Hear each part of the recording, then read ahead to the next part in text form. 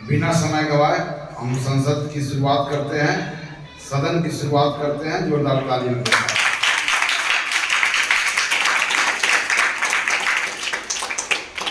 पिछले 2 दिन से गणितीय सदन स्थगित हुई थी कुछ कारणों की वजह से।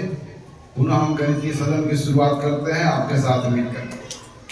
आज की सदन में आपके साथ मिलकर के किन बिंदुओं पर चर्चा होने वाली है? अनुपात एवं समानुपात का अनुप्रयोग। जिन अनुपात और समानुपात के बारे में हमने जाना, उसका हमारे वास्तविक जीवन में उपयोग क्या है? हम पाठ्यक्रमों के द्वारा उन्हीं चीजों को जानते हैं जिसका हमारे वास्तविक जीवन से कोई मतलब है। जो भी विषय पढ़ते हो तुम्हारे वास्तविक जीवन से मतलब है। तब यहाँ पर है कि रेशियो और प्रोपोर्शन का हमारे जीवन में कहाँ यूज है, कहाँ पर हम इसको अप्लाई करते हैं, किस प्रकार की समस्याओं में। आज इसी पर आपके साथ चर्चा होगी। Application of ratio and proportion. आपको मैं पिछले सदन में 2 राशियों के बीच 2 प्रकार के विचरण की चर्चा की थी, अर्थात 2 राशियां एक दूसरे के साथ 2 प्रकार से वैरी करती है। पहला वेरिएशन को बोलते हैं डायरेक्ट वेरिएशन, और वहां पर जो अनुपात बोलती है डायरेक्ट प्रोपोर्शनल। यानी कि एक राशि दूसरी राशि की डायरेक्ट प्रोपोर्शनल है। जब उन राशियां का कोई भी अनुपात बनावे तो अनुपात बराबर होंगे। तो आइए आज हम अनुपात एवं समानुपात पर चर्चा करते हैं और ऐसी राशियों की चर्चा करेंगे जहां पर x is directly proportional to y, अर्थात x और y का अनुपात जो होगा वो हमेशा क्या होगा? कांस्टेंट होगा। x बदलेगा, y बदलेगा, लेकिन x y का अनुपात नहीं बदलेगा। अर्थात हम उन राशियों के वेरिएशन की चर्चा करने वाले हैं जिसमें एक राशियां जितना अधिक बढ़ता है दूसरी राशियां भी उतना ही बढ़ जाता है। अगर एक राशियां दुगुनी हो गई तो दूसरी राशियां भी क्या हो जाएगी? दुगुनी हो जाएगी। पहली राशि आधी हो गई, दूसरी राशि भी क्या हो जाएगी? आधी हो जाएगी। तो इस वेरिएशन की चर्चा करेंगे हम लोग, जहां पर x और y का अनुपात कांस्टेंट है। इसका मतलब कि x का कोई बदला हुआ मान अगर x1 है तो सेम टाइम में y का मान बदल के y1 हो जाएगा। अगर x का मान बदल के x2 हो गया है तो फिर y का मान बदल के y2 हो जाएगा, x3 हो जाएगा, तो उसके संगत y3 हो जाएगा। लेकिन क्या नहीं बदलेगा? x1 और y1 का अनुपात, x2 और y2 का अनुपात, x3 और y3 का अनुपात जो है वो हमेशा एक ही संख्या के बराबर रहेगा। इसी पर चर्चा होगी, ठीक है ना? चलिए मैं बता देता हूं।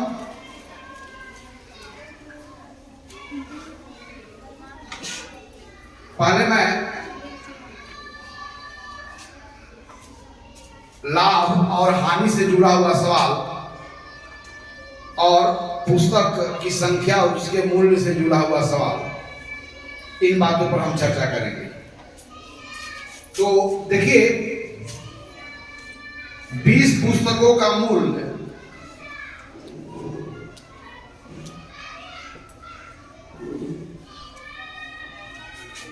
अगर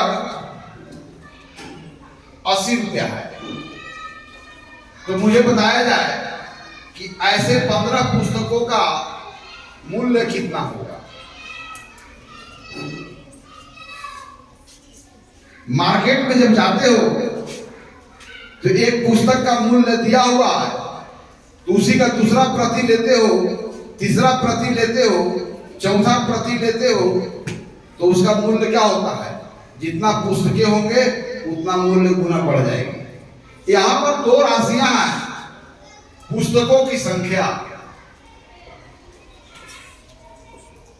और दूसरी राशि है संगत मूल्य। अब मुझे बताओ, अगर पुस्तकों की संख्या बढ़ जाएगी तो उनके मूल्य भी क्या हो जाएंगे? सीधा सी बात है। अगर पुस्तक का अगर दुगना पुस्तक ले लिए तो दुगना पुस्तक लेने के बाद हमें दुगना मूल्य देना होगा। आधा पुस्तक लिए तो आधा मूल्य देना होगा। यानी कि पुस्तकों के मूल्य और पुस्तकों की संख्या के बीच कैसा संबंध है, कैसा वेरिएशन है? डायरेक्ट वेरिएशन है। यानी कि पुस्तकों की संख्या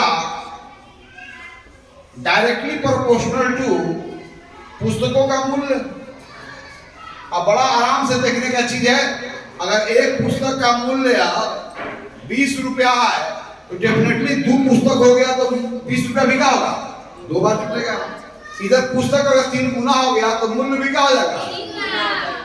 अगर पुस्तकों की संख्या आधी हो गई तो मूल्य भी क्या हो जाएगी। तो पुस्तकों के मूल्य और मूल्यों के बीच कैसा विचरण है, अनुक्रमानुपाती विचरण, डायरेक्ट वेरिएशन है। There is direct variation between number of books and corresponding its prices. Okay? अब यहाँ पर सवाल है, तो अगर आपको मैं इस पहले ही बताया हूं, अगर पुस्तकों का मूल्य को, पुस्तकों की संख्या को हम 1 से डिनोट करें और इनके संगत मूल्य को हम y से डिनोट करें, तब मुझे कहोगे कि x जो है y के डायरेक्टली प्रोपोर्शनल है, अर्थात x के बदला हुआ मान x1 संगत y1, x के मान बदला हुआ x2 संगत मान y2, x3 y3, इन सब का रेशियो क्या होगा, बराबर होंगे। तो 2 रेशियो बराबर है तो उसके संगत भिन्न भी बराबर है, और 2 भिन्न बराबर है तो उसके समतुल्य भिन्न कहते हैं, और रेशियो की भाषा में उसे हम लोग समानुपात कहते हैं। ओके, अब यहां पर ये बात को समझ गए। आइए, क्या क्या हमें मालूम है इसमें। हमें पुस्तकों की संख्या जब 20 है तो संगत मूल्य कितना है, अब कितना बतानी थी, मैं बता दिया 15 जब पुस्तक हो तब उसके संगत मूल्य क्या होगा। यहां देखिए, मान लेते हैं पुस्तकों का मूल्य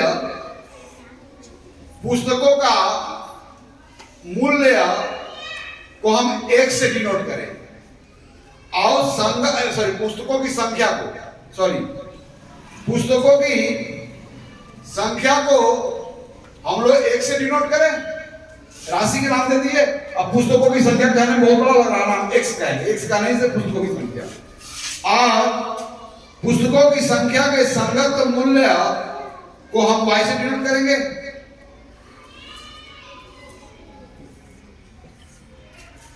जब क्या क्या मालूम है, जब पुस्तकों की संख्या 20 है तो उसके संगत मूल्य कितना है, वेरी फाइन।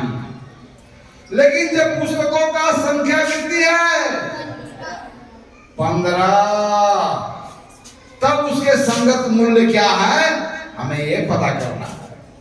और जब पुस्तकों की संख्या 1 होगी तब संगत मूल्य क्या होंगे, हम इसको भी पता कर लेंगे। जब पुस्तकों की एक संख्या होगी, संगत मूल्य क्या होगा तो ये पता कर लेंगे। तो कोई भी संख्या के लिए हम मूल्य को पता कर सकते हैं। लेकिन सवाल सीधा है, हम यहाँ पर यूनिटरी मेथड की भी चर्चा करेंगे। तो मुझे बताइए, मान लेते हैं 15 पुस्तक के संगत मूल्य मुझे मालूम नहीं है, नहीं ना मालूम है, तो मूल्य को अंग्रेजी में प्राइस कहते हैं। तो नहीं मालूम है, अननोन नंबर है, इसलिए हम P से डिनोट कर दिए। क्या डिनोट कर दिए, मान लीजिए 15 पुस्तकों के संगत मूल्य क्या है, 20 रुपया है, मान ले सकते हैं। अब बताइए, पुस्तकों की संख्या और संगत मूल्य में कैसा संबंध है। तो ए जो है x1 है, ए क्या है x2 है, ए y1 है, ए y2 है। तो अभी पढ़े कि जब x और y में डायरेक्ट वेरिएशन है, यानी 20 और 80 का वही अनुपात होगा जो 15 और p का अनुपात होगा। तो यहां पर देखिए, चूंकि पुस्तकों की संख्या डायरेक्टली प्रोपोर्शनल टू संगत मूल्य, इंप्लाइज दैट यहां पर 20 और 80 का अनुपात वही होगा जो 15 और p का अनुपात होगा।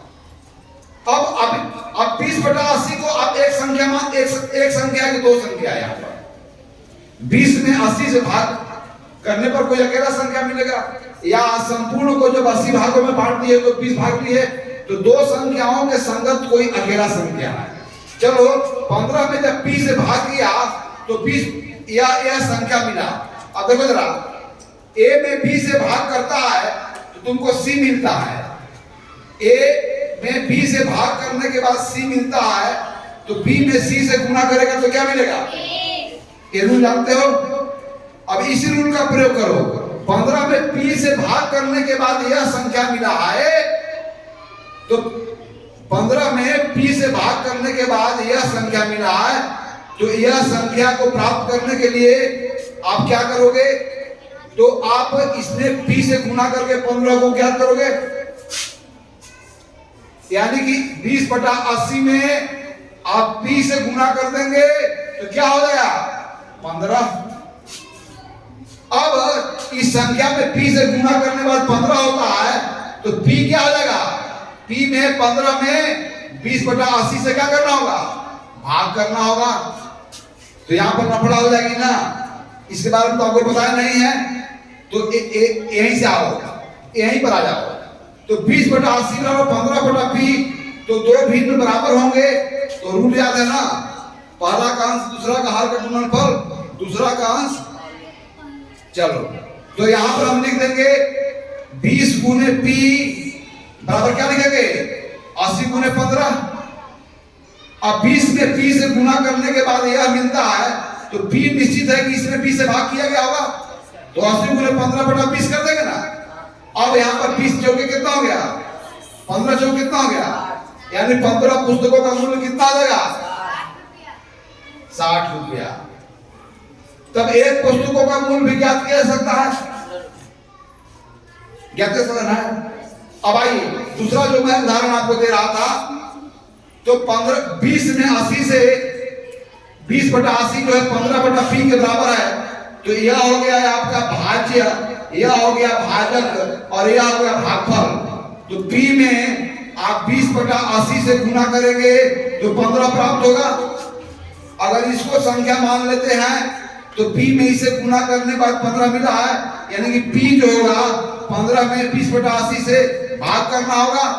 और 15 में 20/80 से भाग करना मतलब 20/80 के गुणात्मक प्रतिलोम से गुना करना। दैट इज भाग के जगह गुना का चिन्ह हो जाएगा, 80 ऊपर हो जाएगा, 20 नीचे हो जाएगा।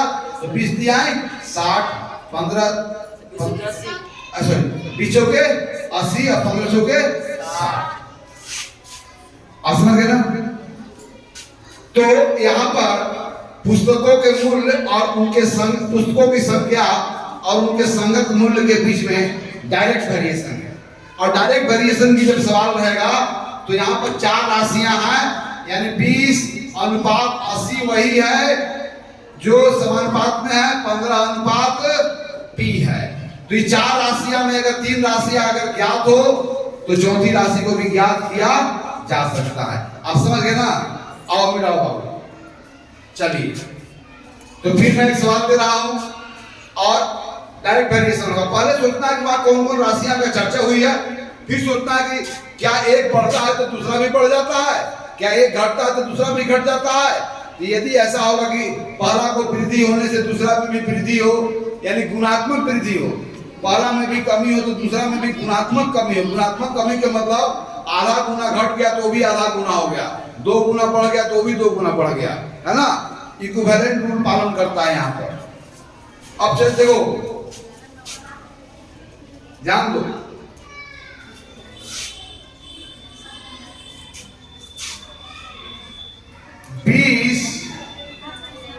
बीस दर्जन नींबू का मूल्य 100 रुपया है, तो 17 दर्जन नींबू का मूल्य कितना रुपया होगा। तो यहां देखो, जब नींबू के दर्जनों की संख्या बढ़ जाएगी तो उनका मूल्य घटेगी कि बढ़ेगी, और जब दर्जनों में इनकी नींबू की संख्या कम हो जाएगी तो मूल्य भी क्या हो जाएगी। यानी कि नींबू के दर्जनों की संख्या और उनके संगत मूल्य में कैसा संबंध है? अनुक्रमणवादी संबंध। तो कौन बनाएगा इसको? कौन बनाएगा बोलो? यानी कि नींबू के 2 दर्जनों का वही अनुपात होगा जो उनके 2 मूल्यों का अनुपात होगा। यहाँ पर नींबू का दर्जन के लिए आप x लिख लो और संगत मूल्य को आप y से डिनोट करो। तो यहाँ पर क्या पता है? x1 पता है और y1 पता है, x2 पता है और y2 आपको पता करना है। यानी कि x1 बटा x2 बराबर क्या हो जाएगा? या x1 या आप डायरेक्ट x1 बटा x2 बराबर y1 बटा y2 आप कर सकते हो, या क्या कर सकते हो? x1 बटा y1 बराबर क्या हो जाएगा? x2 बटा y2। समझा? अरे x1 बटा x2 बराबर y1 बटा y2 होगा ना, या x1 बटा y1 इसका अनुपात लो तो x2 बटा क्या हो जाएगा? y2।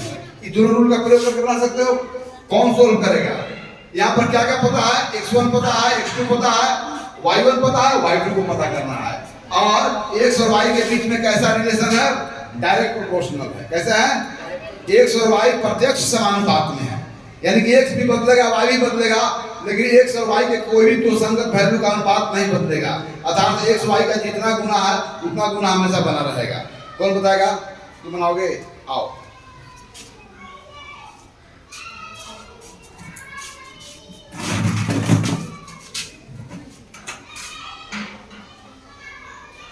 चलो डायरेक्ट कोई लिखो,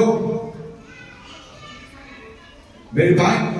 कोई ना लो, उनके संगत दर्जनों का अनुपात कर लो, उनके संगत मूल्यों का अनुपात, या दर्जन और संगत मूल्य का अनुपात और दूसरा दर्जन और संगत मूल्य का अनुपात, चारों राशियां में एक ही अनुपात है।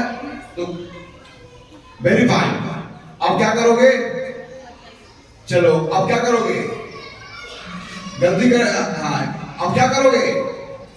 चलो 2 अनुपात बराबर है, इसलिए क्या करोगे आप? 2 भिन्न बराबर होते हैं कब? जब पहला का अंश दूसरा के हर का गुणनफल बराबर हो, दूसरे के अंश और पहले के हर के गुणनफल के बराबर। इसको बोलते हैं क्रॉस मल्टीप्लिकेशन। वेरीफाइड। अब चलो 20 में y2 से गुना करने के बाद 100 गुने 17 मिला है, तो y2 क्या है? 100 गुने 17 में 20 से क्या करना होगा? तो लिखो भाग की भाषा में भाग को भिन्न के रूप में देखते हैं। अब छोटी संख्या जो है उसमें कैंसिल हो सकती है, काट दो। कितना हो गया? तो खाली 85 होगा कि वो राशि है, तो राशि में संख्या और इकाई दोनों होती है। तो किस राशि की उसकी इकाइयां क्या है? y2 किस राशि के लिए आया है? y2 दर्जन के लिए आया है। मूल्य के लिए तो मूल्य की इकाइयां क्या है? रुपया। तो रुपया लगाओ। बहुत अच्छा, वेरी फाइन, समझा। अब चलो मैं सवाल बदल देता हूं।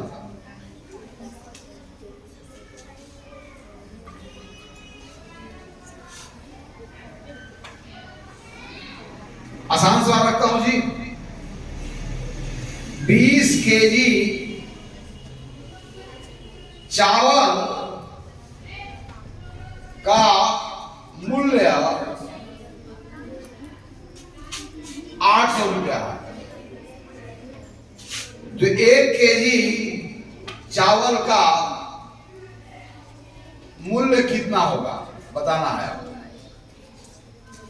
यहां पर भी है, जब 20 केजी था तो अब चावल कम ले रहे हैं कि ज्यादा ले रहे हैं? कितना? अच्छा, तो 20 का कितना गुना है 1 केजी? और यहाँ पर भार में कितना कमी आई है? कितना गुना कमी आई है? 20 गुना की। भार में कितनी कमी आई है? 20 केजी कितना हो गया? 1 केजी। 20 केजी में कितना से गुना करने के बाद 1 हुआ है? 20 में आप कितना से गुना करते हो कि गुणनफल 1 होता है?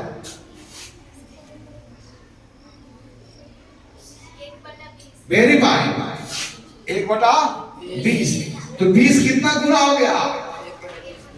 तो अगर भार 1/20 गुना हो गया तो मूल्य भी कितना हो जाएगा? 1/20 गुना हो जाएगा। चूंकि अभी मैं बताया हूं कि चावल के मूल्य, चावल के भार और चावल के मूल्य में कैसा परिवर्तन हो रहा है, अनुक्रमानुपाती परिवर्तन। कैसा हो रहा है? चावल का भार और चावल के मूल्य में कौन सा परिवर्तन है? प्रत्यक्ष समानुपात में, अनुक्रमानुपाती परिवर्तन है। तो यह अब देखो 20 केजी से 1 केजी होगा तो कितना गुना घट गया? तो निश्चित है कि इनका जो मूल्य होगा पहले वाला मूल्य का भी कितना हो जाएगा? इसलिए आओ कौन बनाएगा? वो विल सोल्व दिस प्रॉब्लम। आओ आओ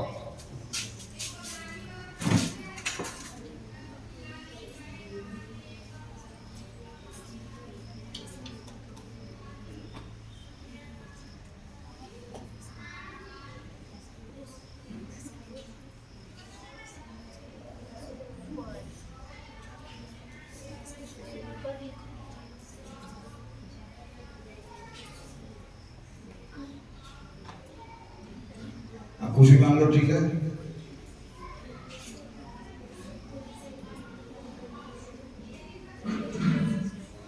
वेरी फाइन। चलो अब क्या करो? क्रॉस मल्टीप्लाई करोगे। बहुत अच्छा। अब क्या करोगे? अब डिवीजन फैक्टर का इस्तेमाल करोगे। चलो 1 से किसी भी संख्या को गुना किया जाए तो गुणनफल में वही संख्या प्राप्त होगा। चलो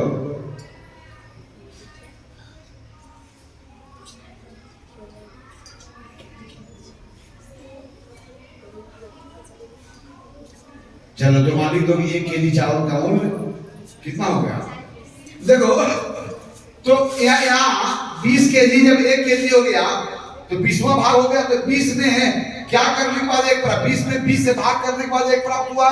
तो निश्चित है कि इस 800 में हमें क्या करना होगा? 20 से, तो यहाँ पर भी 800 में 20 से भाग करके आप 1 प्राप्त करते हैं। इसी को यहाँ पर तो ठीक है, आप बताइए एक एक नियम 20 को कहते हैं यूनिटरी मेथड को। ऐसे लिखते हैं 20 किलो चावल का मूल्य बराबर 800 रुपया, ऐसे लिखते रहो। चूंकि इसलिए 1 केजी चावल का मूल्य कितना हो गया?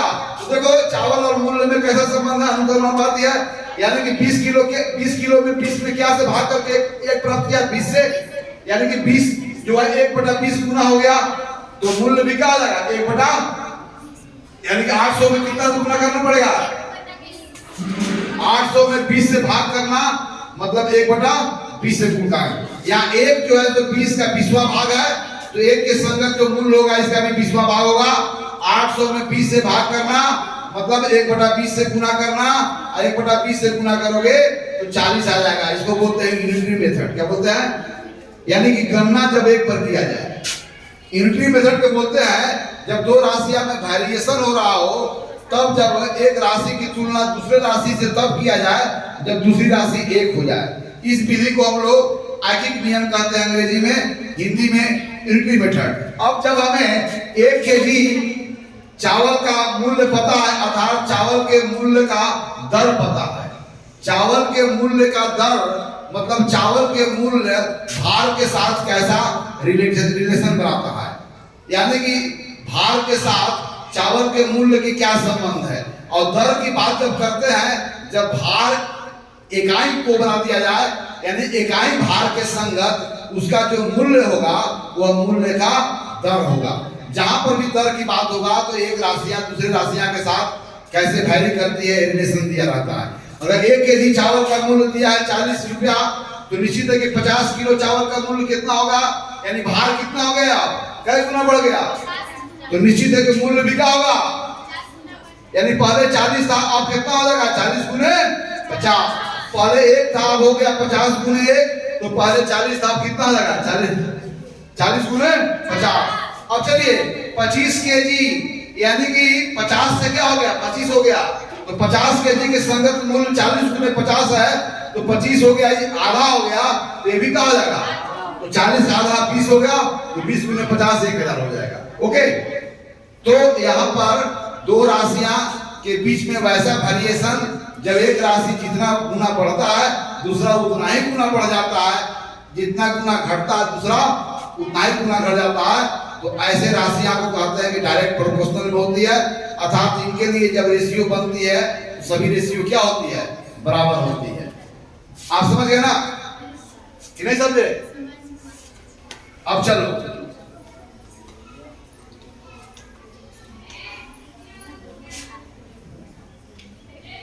एक छोटा सा मैं सवाल देता हूं ताकि दूसरा कोई आगे बढ़ावे, तब मैं फिर लाभ हानि क्रयमूल्य विक्रयमूल्य से संबंधित सवालों का हम लोग हल करते हैं इसी अवधारणा पर।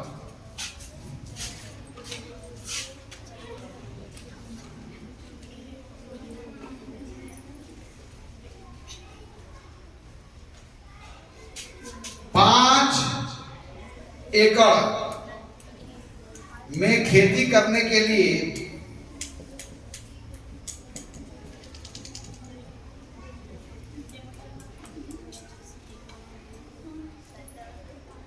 5,000 रुपए की आवश्यकता होती है। 5 एकड़ में खेती करने के लिए हमें कितना आवश्यकता होती है?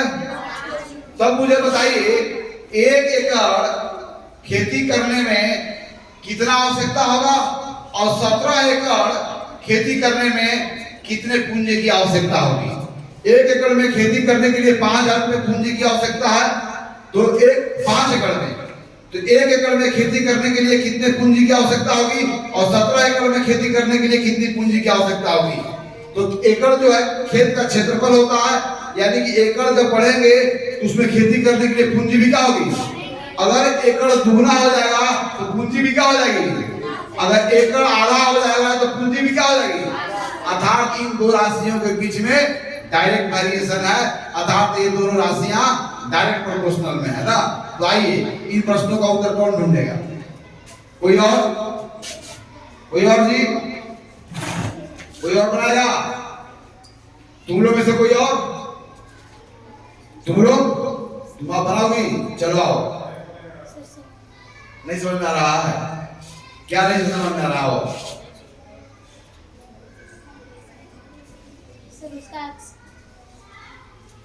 क्या नहीं समझ में आ रहा बताओ? बताओ कि अपनी समस्या तो बताओ, तब मैं निदान ढूंढूंगा। बोलो। आप सीधे हमको उत्तर दो, कैसे गणित में कैसे वाक्य को लिखना है कोई मैंने नहीं, अभी मैथमेटिकल सेंस से मुझे मतलब है। जब एकड़ की संख्या 5 एकड़ से 1 हो गया, 5वां भाग हो गया, तो मूल्य में क्या, पूंजी में क्या हो जाएगा? 5वां भाग हो जाएगा। अगर 1 मालूम होगा तो 17 गुना हो गया, तो वहां भी क्या हो जाएगा? 17 गुना होगा। 1 एकड़ जब 17 एकड़ हो गया तो 1 एकड़ के जो संगत मूल्य होगा वो भी 17 गुना बढ़ जाएगा।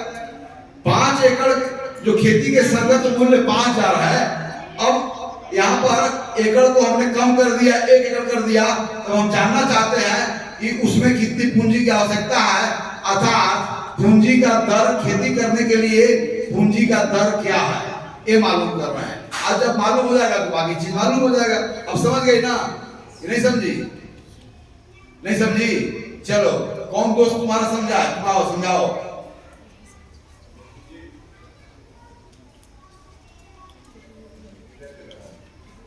चलो डायरेक्ट लिखो कि भाई 1 एकड़ के लिए हमें क्या करना होगा, किसमें क्या करना है। 1 एकड़ में उत्तर पाने के लिए हमें क्या करना होगा? वेरीफाई।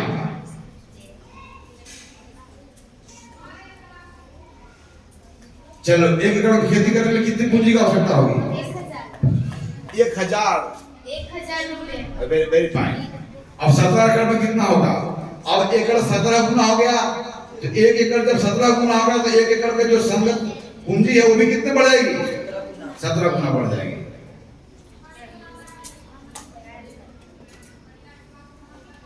समझी? अब समझ गई? समझ गई? क्या समझो?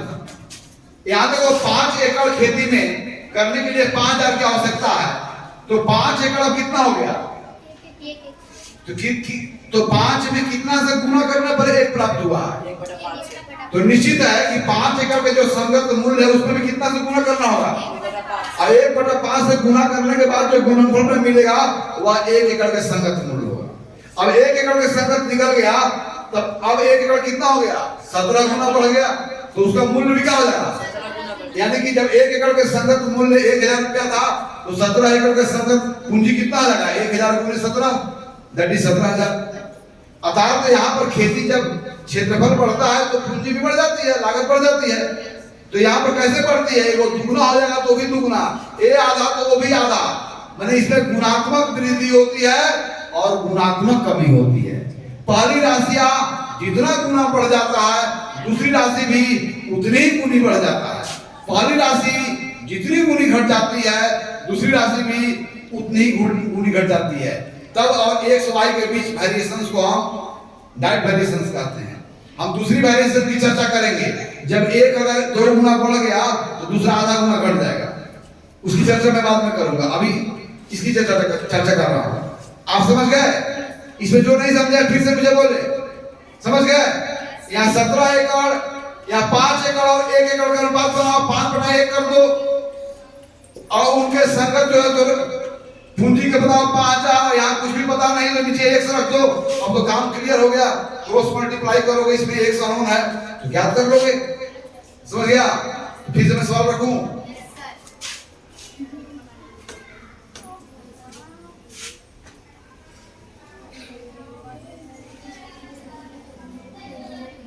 इस सवाल में मान लिया जाए कि प्रत्येक छलांग में कोई भी व्यक्ति बराबर बराबर दूरी तय करता है। क्या मान लिया? इसमें मान लिया जाए कि प्रत्येक छलांग में व्यक्ति द्वारा तय की गई दूरी क्या है? बराबर। किसी व्यक्ति ने 17 छलांग जब लगाता है तो अपने मूल बिंदु से वह 35 मीटर दूर चला जाता है, जबकि प्रत्येक छलांग में चली गई दूरियां बराबर हो, ऐसा माने।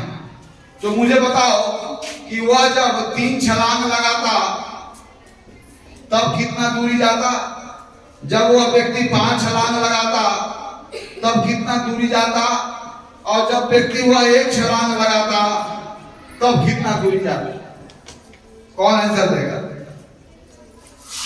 आ जाओ। गणित एक ऐसा विषय है जिसमें आप मस्तिष्क का प्रयोग नहीं करें, अपनी आंख को खुला रख करके उन घटनाओं को कैसा अवलोकन करें, गंभीरतापूर्ण अवलोकन करें, और जब आंख से देखेंगे तो फिर इसका उत्तर उतना ही आसान है। जैसे अभी मुझसे पूछा जाए कि सामने कौन बैठा हुआ है, तो मेरे लिए बताना जितना आसान होगा उतना ही आसान होगा गणित के प्रश्नों को उत्तर देना, जब इन घटनाओं को अपने आंख से गंभीरतापूर्ण सूक्ष्म स्तर पर आप अवलोकन करते हो। लो बनाओ।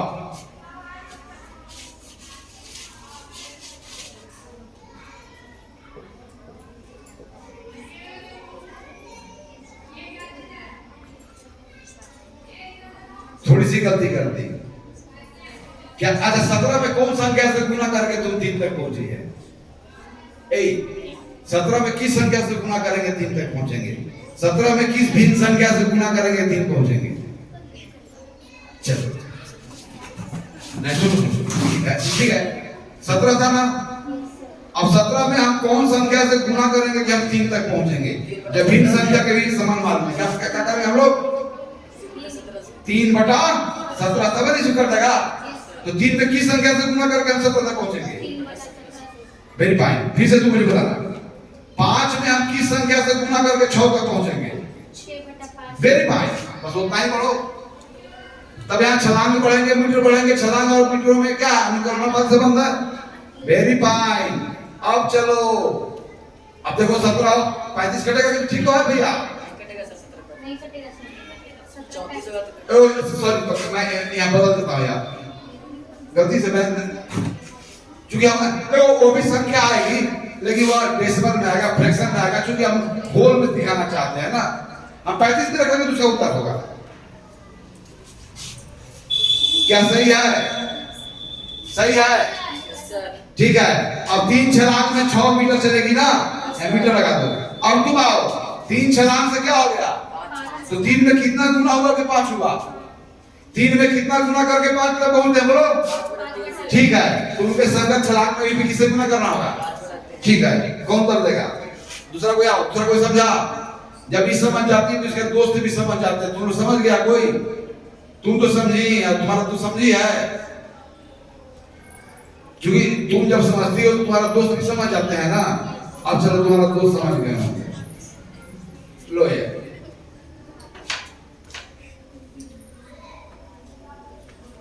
यही तरह की 3 5 3 का कितना गुना 5 है?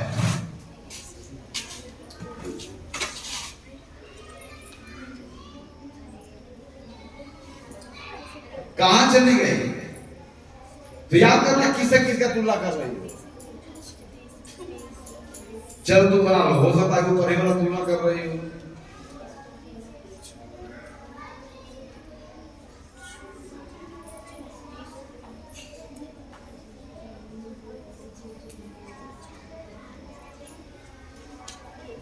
क्या क्या सही है? सही है, सही है। आओ तुम्हारा फ्रेंड कंफ्यूजन में तुम दूर करवाओ। अब इसको ले रही हो तो इससे तुलना करना होगा, इसको ले रही है इससे कितना पहुंचा है तो इससे तुलना करना होगा, इससे कर रहे हो तो इससे तुलना करना होगा। क्या होगा?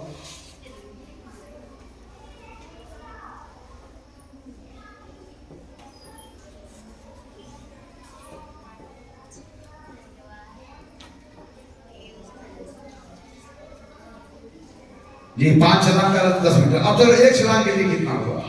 अब यहां देखो 5 से 1 कैसे पहुंचे हैं? कोई भी ले सकते हो ना।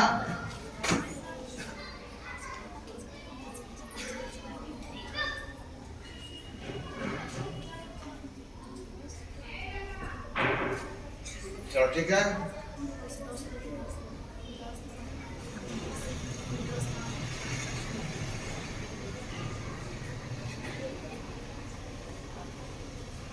बहुत अच्छा, वेरी नाइस, ठीक ना? ठीक।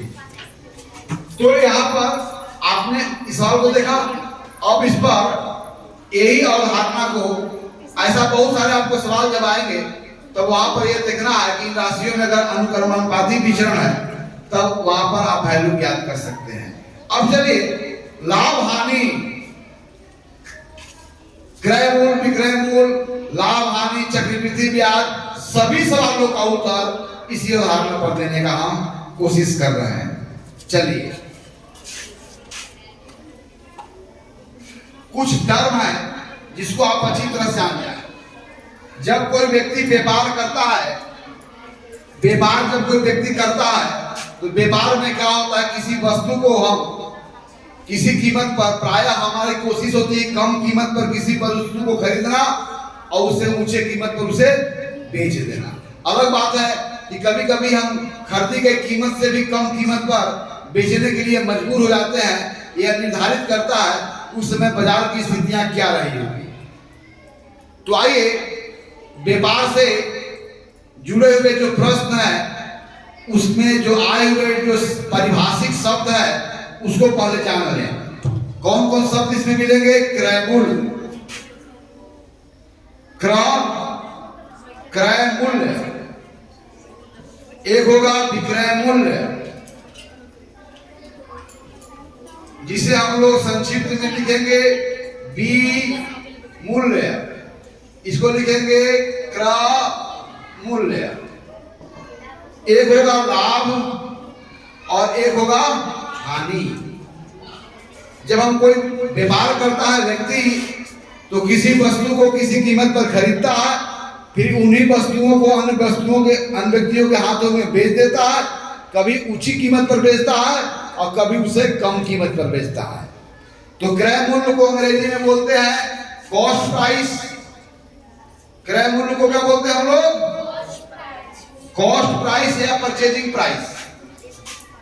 कॉस्ट प्राइस लागत मूल्य या परचेजिंग प्राइस।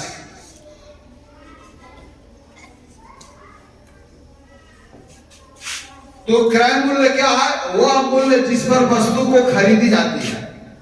क्रय मूल्य क्या है? लिख जाओ। वह मूल्य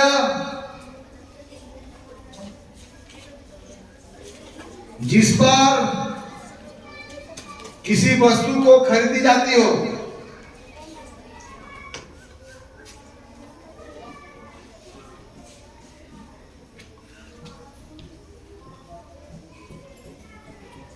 उसे क्या कहते हैं?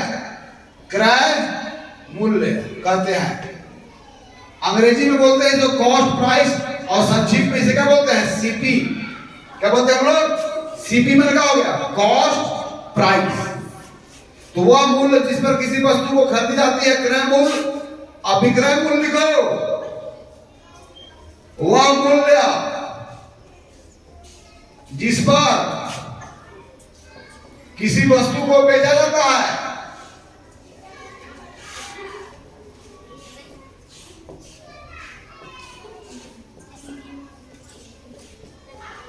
वो क्या कहलाता है? विक्रय मूल्य कहलाता है। विक्रय मूल्य को अंग्रेजी में क्या बोलते हैं? Selling price. क्या बोलते हैं हम लोग? Selling price. सेल माने बेचना। संक्षिप्त में इसे क्या बोलते हैं? एसपी। क्या बोलते हैं हम लोग? SP CP. समझ गए ना?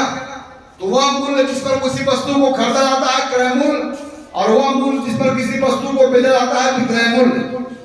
लेकिन यदि क्रय मूल्य क्रय मूल्य से बड़ा हो, अर्थात जिस वस्तु को हमने बेचा वो जिस वस्तु को जिस कीमत पर खरीदा था उस कीमत से ज्यादा बेचा, तो कहते हैं कि उस व्यापार में क्या हुआ? लाभ हुआ कि हानि हुआ? तो लाभ कब होता है? जब विक्रय मूल्य क्रय मूल्य से बड़ा होता है ना। जब जिस दाम पर आप बेचे हैं वो खरीदी गई दाम से बड़ा होगा, तो उस स्थिति में क्या होगा? आपको क्या होगा? लाभ होगा। और जब विक्रय मूल्य क्रय मूल्य से छोटा हो, इस स्थिति में आपको क्या होती है? इसलिए व्यापारी को कभी लाभ कभी हानि भी उठाना पड़ता है ना। आइए, तो लाभ कब होता है? लाभ के लिए क्या शर्तें हैं? आप कब लाभ? when you earn profit, when you earn profit, जब सेलिंग प्राइस कॉस्ट प्राइस से क्या हो? बड़ा हो। और कब आप लॉस करते हो? when you suffer a loss, when you suffer a loss, when selling price is less than cost price, when selling price is more than cost price, in this situation you earn profit. Or when you suffer a loss, when selling price is less than cost price, जब विक्रय मूल्य लागत मूल्य से छोटा हो, इस स्थिति में आप हानि को उठाते हो। और जब विक्रय मूल्य क्रय मूल्य से बड़ा हो, तो यहाँ पर लाभ को आप कमाते हो। To earn a profit to suffer a loss, to earn a profit to suffer a loss. अब देखो शर्ते, जब विक्रय मूल्य, अब जल्दी समाप्त होने वाला है, जाओ। जब विक्रय मूल्य क्या हो? क्रय मूल्य से क्या हो? जब विक्रय मूल्य क्रय मूल्य से क्या हो? बड़ा हो, तब लाभ कितना होगा? तो विक्रय मूल्य और क्रय मूल्य का जो अंतर होगा और क्रय मूल्य का जो अंतर है वही क्या होगा? लाभ होगा। लेकिन यानी कि लाभ, विक्रय मूल्य और क्रय मूल्य तीन राशियां हैं, तो यहां कोई भी दो राशियां दी गई होगी तो आप तीसरी राशि निकाल सकते हो। अब हानि कब होती है? जब विक्रय मूल्य क्रय मूल्य से क्या हो? छोटा हो। इस स्थिति में क्या होती है? हानि होती है। तब हानि के लिए क्रय मूल्य में से विक्रय मूल्य को घटाना होगा। ओके, पहले इन परिभाषित शब्दों को समझ लीजिए। व्यापार में जब कोई आदमी व्यापार करता है, खरीदता है किसी वस्तु को ऊंची कीमत पर बेचने की कोशिश करता है, लेकिन कभी अपने कोशिशों में कामयाब होता है और कभी अपने कोशिश में नाकामयाब होता है। जब कोशिश में कामयाब होता है तो कहा जाता है कि उसने फायदा उठाया, है ना, he earned a profit। और जब घाटा हुआ तो कहा कि ही सफर्ड ए लॉस। ओके, तो इन चारों शब्दों को समझ गए। अब एक छोटा सा मैं उदाहरण दे करके और मैं सदन को समाप्त करूंगा, फिर अगले सदन में इसके बारे में हम लोग फिर विधिवत चर्चा करेंगे। एक सवाल है, चलिए, लाभ का दर क्या होगा और हानि का दर, लाभ प्रतिशत क्या है, या लाभ को तुलना किसे किया जाता है? तो याद कर लो कि लाभ का तुलना हमेशा लागत मूल्य से होता है और हानि का तुलना हमेशा किससे होगा? लागत मूल्य से। तो एक शब्द है 20% लाभ के मतलब क्या होता है, इसको पहले समझे। और 20% हानि का मतलब क्या होता है? तो 20% लाभ के मतलब हुआ कि किसी वस्तु का क्रय मूल्य अगर 100 रुपया है तो उसको बेचने के बाद उसे कितना लाभ प्राप्त हुआ है? 20 रुपया। तो मुझे बताओ कितना में बेची गई होगी? 100 रुपया हम लगाए और 20 रुपया हमको लाभ मिला, तो हमने कितना में बेचा होगा? 120 रुपया में। तो 20% लाभ का मतलब होता है कि जब क्रय मूल्य 100 रुपया है तब लाभ कितना है? लाभ कितने के बराबर है? 20 रुपया ना है। जब क्रय मूल्य 100 रुपया है तो लाभ कितना है? और 20% हानि का मतलब क्या होता है? जब क्रय मूल्य 100 रुपया है तो हानि कितना है? 20 रुपया। तो हम 100 रुपया लगाए थे और हमको 20 रुपया हानि हो गया, तो कितना में बेचे होंगे 100 रुपया वाले वस्तु को? 80 रुपया में। तो इसका मतलब है कि 20% लाभ का मतलब है कि जब क्रय मूल्य 100 रुपया होगा, जब क्रय मूल्य 100 रुपया होगा तो विक्रय मूल्य कितना होगा? कितना होगा बोलो? 20% जहां पर लाभ हुई है वहां पर क्रय मूल्य अगर 100 रुपया रहा होगा तो 100 रुपया पर 20 रुपया लाभ हुआ है। लाभ की तुलना हमेशा क्रय मूल्य से, हानि की तुलना हमेशा क्रय मूल्य से, और ब्याज का तुलना हमेशा मूलधन से। इस बात को दिमाग में रख लो, क्योंकि हम जितना लगाते हैं उसी पर हम फायदा उठाने की कोशिश करते हैं, या जितना लगाते हैं उसी पर हम हानि की बात करते हैं।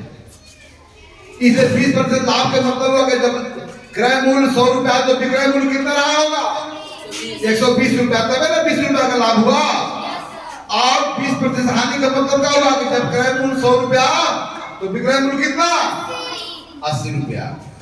यानी कि यहाँ पर 20% लाभ का मतलब होता है कि लाभ और क्रय मूल्य का जो अनुपात बनाएंगे वो अनुपात क्या है? 20/100। 20% लाभ का मतलब होता है कि लाभ बटा क्रय मूल्य कितना है? 20/100। यानी कि क्रय मूल्य जब उनका 100 रुपया है तो लाभ 20 रुपया। वास्तविक में क्रय मूल्य 100 रुपया नहीं है। जो भी उनका वास्तविक लाभ होगा और वास्तविक जो क्रय मूल्य होगा और उनका अनुपात को हमने कैसे अनुपात में बदला? प्रतिशत अनुपात में। यानी कि यहाँ लाभ और क्रय मूल्य का प्रतिशत अनुपात दिया हुआ है 20/100। तो यहाँ पर 3 इंफॉर्मेशन है कि अगर किसी वस्तु पर 20% का लाभ है तो मतलब है क्रय मूल्य 100 रुपया तो लाभ 20 रुपया, डेफिनेटली उस वस्तु को 120 में बेचा गया होगा। 20% हानि का मतलब है कि हानि और क्रय मूल्य का अनुपात यहाँ पर कुछ भी रहा हो पर प्रतिशत के रूप में व्यक्त किया गया है, और कितना है? 20/100। ओके, तो मैं पहले ही बताया किसी भिन्न को प्रतिशत भिन्न में बदला जाना तो आप बता सकते हो। व्यापार में चूंकि 100 पर तुलना की जाती है, कन्वेंशन है, इस कारण व्यापार वाले शब्दों में आपको प्रतिशत लाभ, प्रतिशत हानि, ब्याज की दर भी प्रतिशत में दिया रहेगा। 100 पर तुलना की जाती है। ओके, तो व्यापार से जुड़े हुए इतने शब्द है, समझ गए। अब चलिए मैं एक छोटा सा सवाल के साथ इस सदन को समाप्त करता हूं और तब अगले सदन में हम उस पर विधिवत चर्चा करेंगे। तो आप लोग समझ गए, कोई आदमी व्यापार करता है तो किसी वस्तु को पहले खरीदता है, जिस मूल्य पर खरीदता है क्रय मूल्य, फिर बाद में मार्केट में बेचता है, जिस मूल्य पर बेचता है विक्रय मूल्य। यदि विक्रय मूल्य क्रय मूल्य से ज्यादा है तो कहते हैं उसे लाभ हुआ, कम है तो हानि हुआ। एक सवाल को जवाब देखिए। अच्छा, यहाँ पर दिखाइए क्रय मूल्य अगर बढ़ जाएगा तो लाभ भी क्या हो जाएगा? यानी कि 100 रुपया पर, यानी कि 100 रुपया जब लगाया तो 20 रुपया पाया, तो उसी वस्तु में कोई आदमी अगर 200 रुपया लगाता तो लाभ कितना हो जाता है? 100 रुपया पर 20 रुपया लाभ, तो हम 200 रुपया लगाए पूंजी, तो कितना हमें लाभ प्राप्त होगा? कितना होगा? अगर 300 लगाए तो कितना हो जाएगा? यानी क्रय मूल्य अगर बढ़ गया तो लाभ भी क्या हो जाएगा? क्रय मूल्य अगर दुगना तो लाभ भी क्या हो गया? क्रय मूल्य भी आधा तो लाभ भी क्या हो गया? यानी कि लाभ और क्रय मूल्य में कैसा संबंध है? प्रत्यक्ष समानुपात का। कैसा संबंध है? ओके, ये आओ मेरा बेटा देते से एक लास्ट सवाल के साथ मैं खत्म करता हूं।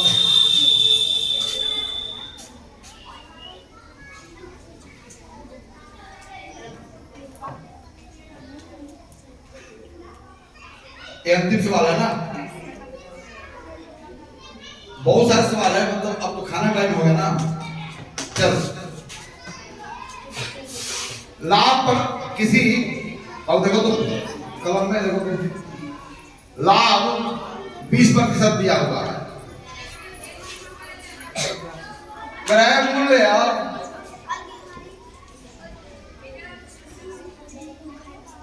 400 रुपया दिया हुआ है, तब इस क्रय मूल्य के संगत लाभ को बताइए।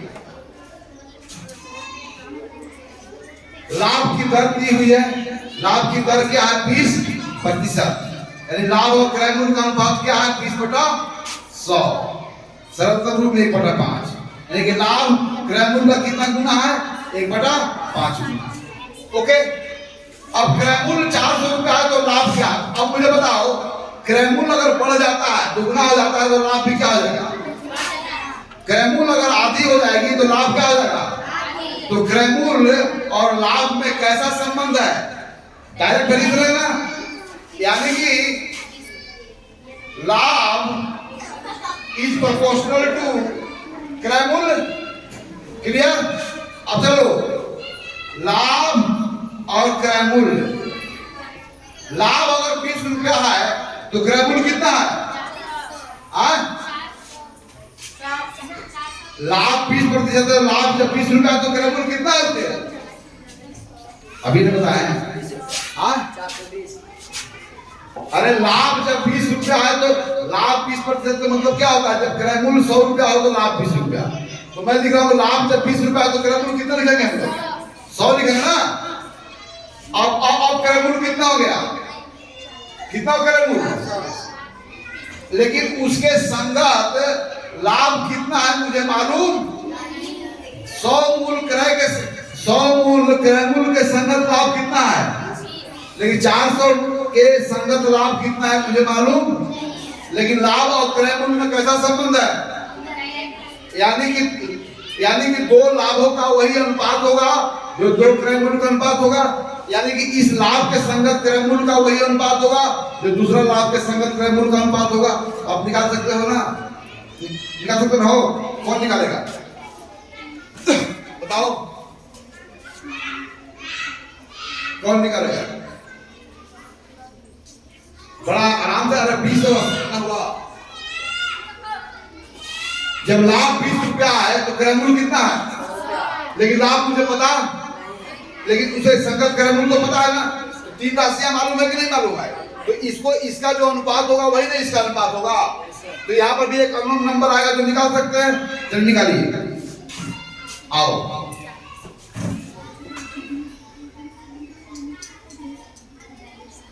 चलो डीप लिखो, डीप दिखाई दे। ठीक है, बहुत बढ़िया। उसमें कुछ भी नहीं मालूम तो कोई लेटर ले सकते हो। Unknown number is always represented by the small letter of English alphabet, which is called variable.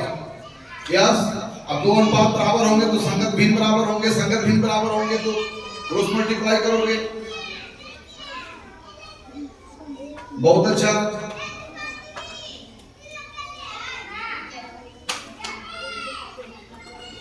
बहुत अच्छा, वेरी नाइस।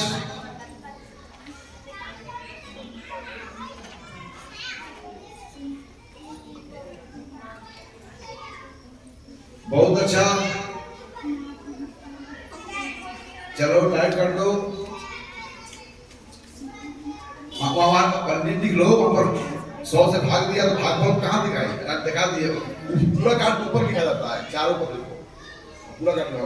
हाँ ठीक, वेरीफाई, उसके लिए यूनिट लिख दो, वो तो संख्या है, कौन यूनिट लगा होगा उसका। बहुत अच्छा, ताली बजाओ। 400 रुपया लाभ, अगर 400 रुपया का क्रय मूल्य रहा होगा तो उस दर पर व्यापार हुआ तो लाभ कितना हुआ होगा? 40 पर लिखिए, 80 रुपया। तो आज इसी के साथ हम सदन की समाप्ति की घोषणा करते हैं।